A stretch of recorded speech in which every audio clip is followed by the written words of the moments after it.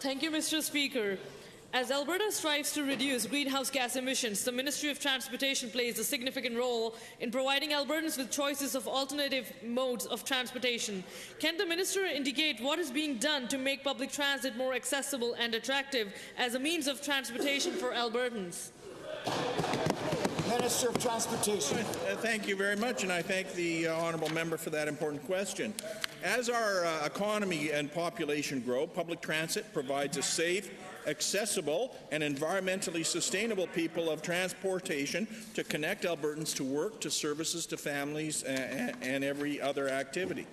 On March the 1st of this year, we launched the first ever provincial transit engagement with municipal, regional, rural, industry, and Indigenous stakeholders. We also approached the general public to talk about transit and rural bus service, Mr. Speaker. That's all. Thank you, Mr. Speaker.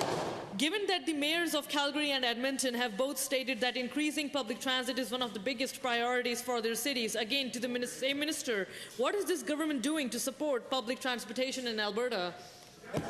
Minister of Transportation. Thanks very much, Mr. Speaker. Well, Budget 2016 invests a total of $1.3 billion for... I think this is an important question, Mr. Speaker.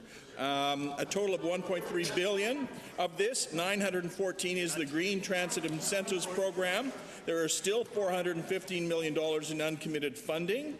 The Capital Region Board has received its full amount, but Calgary and the rest of the province have 415, between them. It's 130 and 285. And, Mr. Speaker, we're committed to building transit.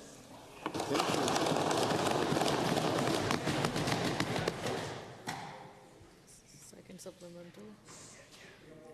Yes. Thank you, Mr. Speaker. Given that our government is committed to tackling the causes and effects of climate change, again to the Minister of Transportation, how does public transportation support Alberta's climate change plan?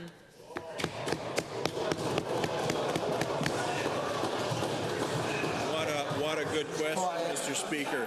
Public transit activities result in the reduction of greenhouse gas emissions. Personal vehicles as a whole emit significantly greater quantities of greenhouse gases per passenger transported, Mr. Speaker. It also reduces vehicle emissions through increasing efficiency of existing fleets and reducing the number of less efficient cars and trucks on our road. For every bus on the road, Mr. Speaker, 40 other exhaust pipes are potentially removed from our roads, Mr. Speaker.